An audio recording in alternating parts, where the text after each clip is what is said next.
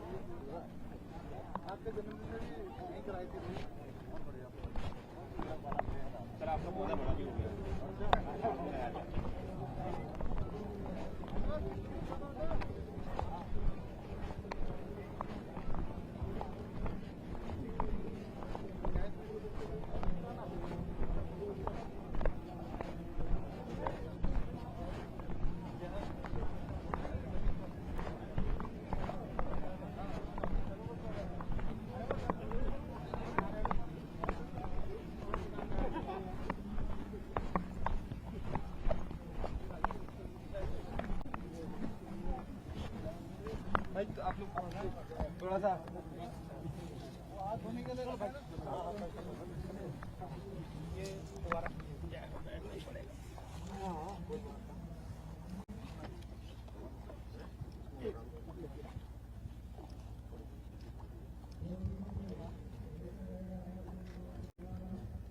बस ये सर को करने देते एक बार।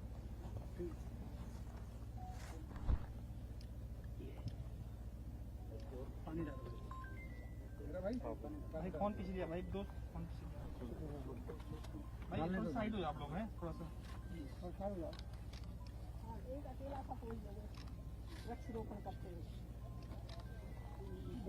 लगा है ये एक पत्ता, ये पत्ता, हाँ सही है, ठीक है।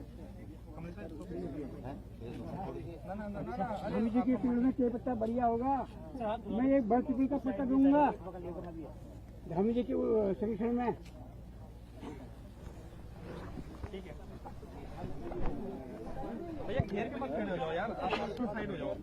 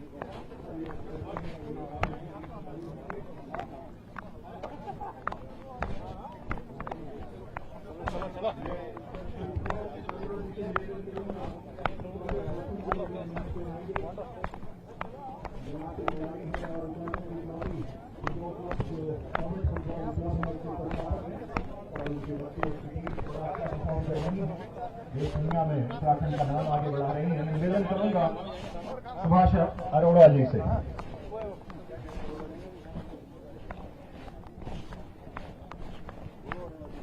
धन्यवाद काव्या।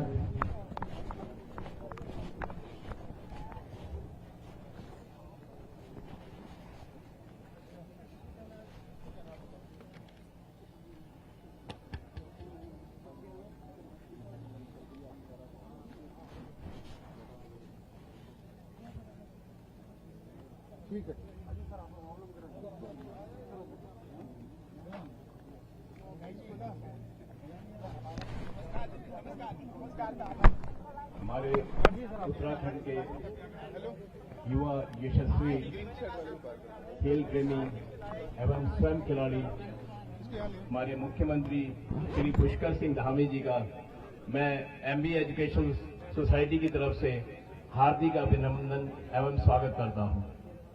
यहां आए हुए हमारे सारे माननीय अतिथिगण एवं प्रेस मीडिया के लोग एवं सारे उपस्थित जितने यहाँ लोग हैं, एमबी एजुकेशन सोसाइटी की तरफ से मैं सभी का हार्दिक अभिनंदन व स्वागत करता हूँ।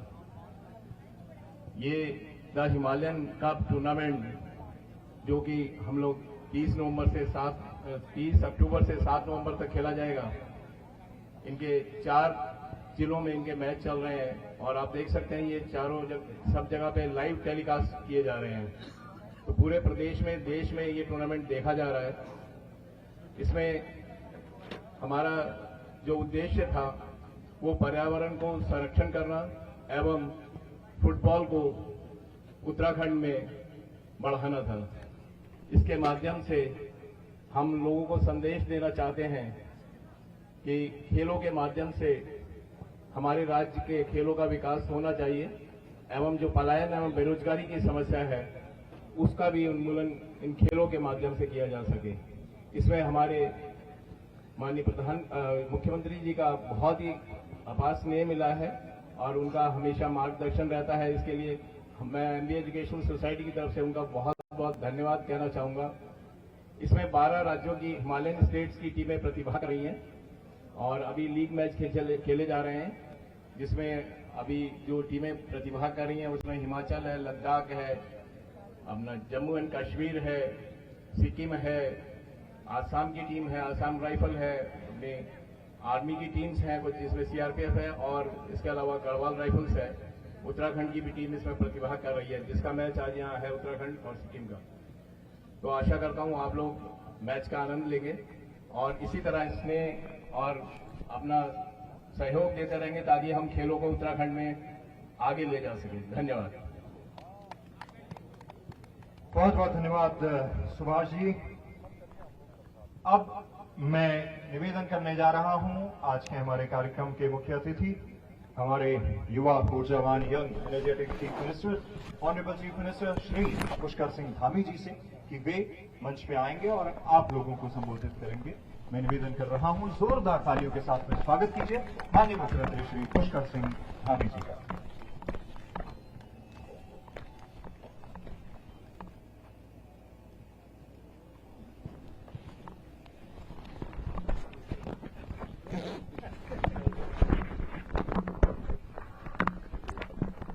भारत माता की, भारत माता की, पूर्णागिरी मैया की, पूर्णागिरी मैया की, पूर्णागिरी मैया की। फुटबॉल प्रतियोगिता जो कि हिमालयन कप के नाम से यहां प्रारंभ हो रही है, अभी आप सब लोग जिनको सुन रहे थे एनबी के हमारे अध्यक्ष आदरणीय अरोड़ा जी, सुभाष अरोड़ा जी, जो लगातार खेल के क्षेत्र में अनेकों प्रतिभाओं को आगे लाने का काम करते हैं।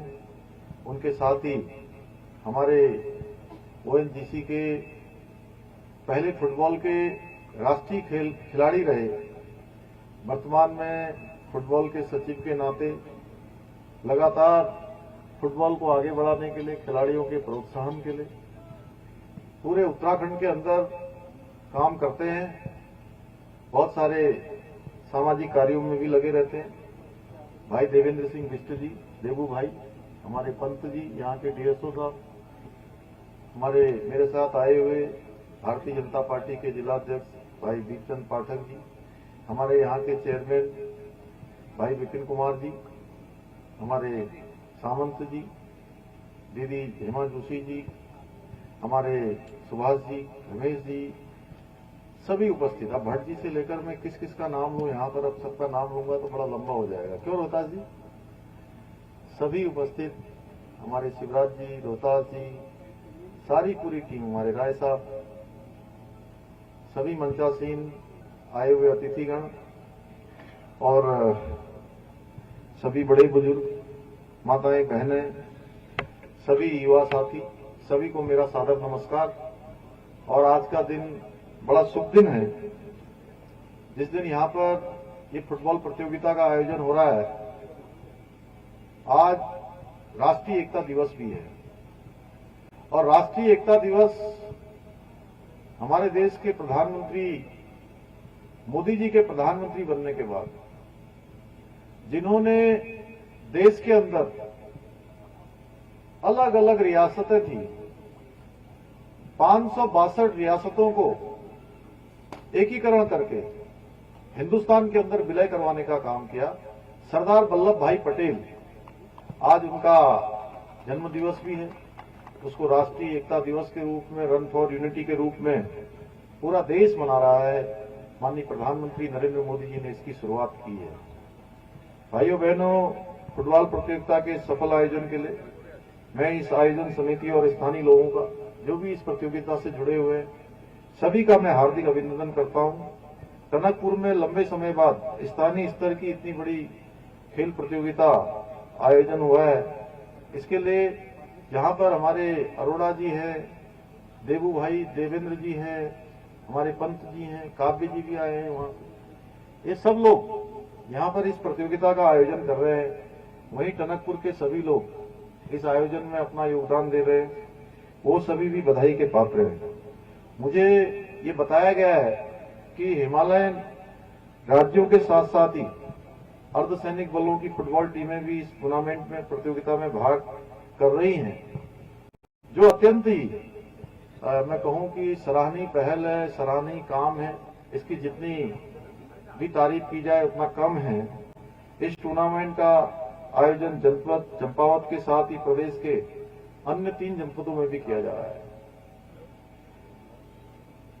इस टूर्नामेंट का उद्देश्य फिलहाल राज्यों में पर्यावरण संरक्षण और फुटबॉल को बढ़ावा देना है। इसी प्रकार के आयोजन न केवल हमारी युवा प्रतिभाओं को प्रोत्साहित करते हैं, उनको आगे आने का अवसर प्रदान करते हैं, उनको एक मंच प्रदान करते हैं, बल्कि हमारी सांस्कृतिक पहचान को भी बहुत अधिक समृद्ध बनाते हैं। अभी हम सब लोग यहाँ पर हमारे लोक कलाकार भाई कैलाश जी के द्वारा बहुत ही शानदार प्रस्तुति संगीत के क्षेत्र में यहाँ पर सुन रहे थे। मैं कैलाश जी को भी बहुत शुभकामनाएं देता हूँ। आज यहाँ फुटबॉल प्रतियोगिता में विजय रहने वाले युवा भविष्य में राष्ट्रीय और अंतर्राष्ट्रीय स्तर पर उत्तराखंड के नाम को रोशन करेंगे, अपने नाम को रोशन करेंगे। मैं उनको भी बहुत बधाई देता हूं। जहां एक तरफ ऐसे आयोजन युवा प्रतिभाओं को तराशने का काम करते हैं, उनको मंच देते हैं, वहीं पर्यटन की दृष्टि से भी यह अत्यंत महत्वपूर्ण है। हम सभी जानते हैं कि खेल हमारे जीवन में उसका महत्व वैसे ही है जैसे उगते हुए सूर्य का है। कल हमने छठ महापर्व मनाया हमारे देश, जो कि हमारा विविधता में एकता है। अलग अलग भाषाएं, अलग अलग हमारे संस्कार, अलग अलग जो है त्योहार, लेकिन उसके बाद भी इतनी सब विविधताएं होते हुए भी हमारे यहाँ पर विविधताओं में एकता, यही हमारे देश की विशेषता है। और खेल हमारे जीवन में उस प्रकाश की भांति है जो अपनी पहली किरण के साथ गहन अंधकार को मिटाता है। साथ ही हमें जीवन में सकारात्मक होने की भी प्रेरणा जो है खेलों से मिलती है।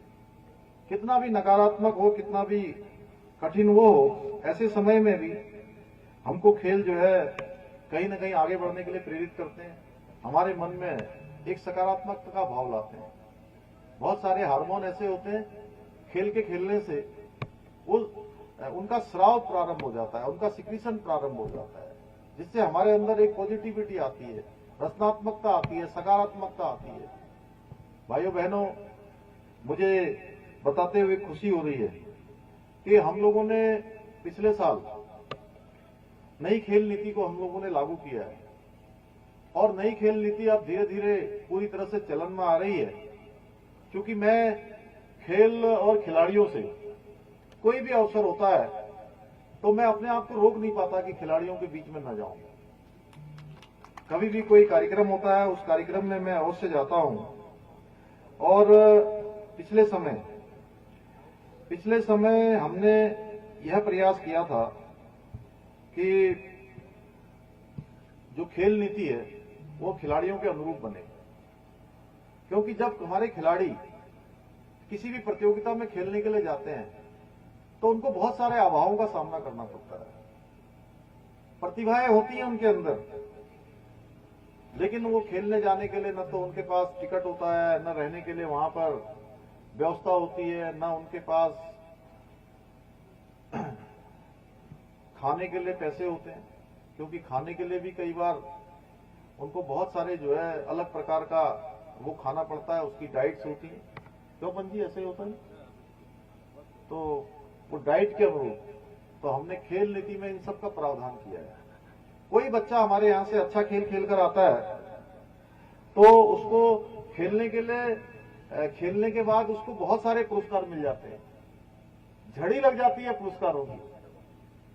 देने वाले, सम्मान करने वाले बहुत लोग आ जाते हैं रोहतास जी, लेकिन जब वो कठिन समय में होता है, संघर्ष कर रहा होता है, तो उस समय में उसके साथ समस्या होती है।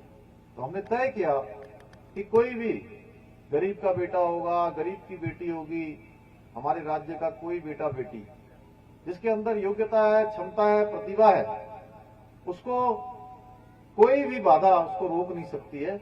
उसके संरक्षण के लिए सरकार उसके साथ खड़ी रहेगी। भाइयों बहनों, हमारे युवाओं में राष्ट्रीय अंतर्राष्ट्रीय स्तर की प्रतिभाओं को विकसित करने के लिए उचित आर्थिक प्रोत्साहन का भी हमने प्रावधान किया है। हमारी सरकार प्रदेश में खेलों को बढ़ावा देने के लिए एक खेल विश्वविद्यालय बनाने की भी हमने घोषणा की है। देहरादून का जो हमारा महाराणा प्रताप स्पोर्ट्स कॉलेज है, उसी को आगे निकट भविष्य में हमारी योजना है कि जल्दी से जल्दी खेल विश्वविद्यालय के रूप में उसको बनाया जाए। इसके लिए हम कृत संकल्पित हैं। राज्य सरकार की ओर से देहरादून में खेलो इंडिया स्टेट लेवल सेंटर और स्पोर्ट्स साइंस सेंटर का निर्माण करने का भी निर्णय लिया गया है। इस दिशा में भी हम काम कर रहे हैं।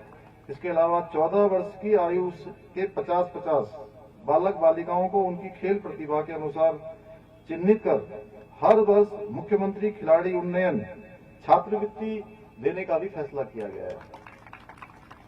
हमारी सरकार उधम सिंह नगर में महिला स्पोर्ट्स कॉलेज स्थापित करने का भी फैसला किया है, ताकि हमारी बेटियों को भी, बेटों के साथ बेटियों को भी खेल के क्षेत्र में आगे आने का अवसर मिले और हमारी बेटियों को खेल का मंच मिल सके।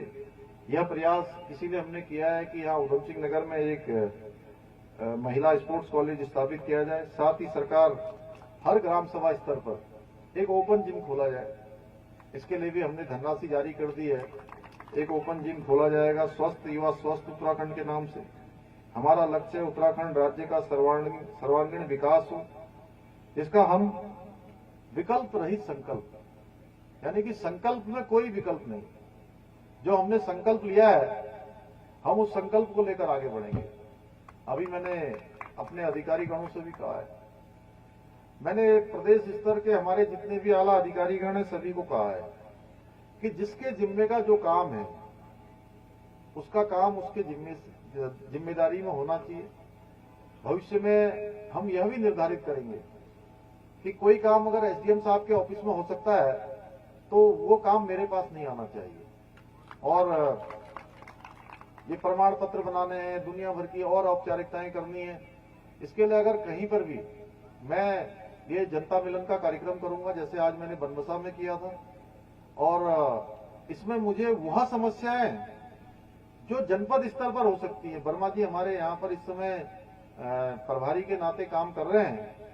मैं वर्मा जी से भी अनुरोध करूंगा कि वर्मा जी आप इस ओर विशेष ध्यान दें, हमारे कप्तान साहब भी विशेष ध्यान देंगे कि जो काम हमारे यहाँ पर जनपद स्तर के अधिकारियों के द्वारा हो सकते हैं, वह काम अगर मेरे पास आएंगे तो मैं निश्चित रूप से ये उत्तरदायित्व फिक्स करूंगा उसका हर जगह पर कि ये काम मेरे पास क्यों आया है।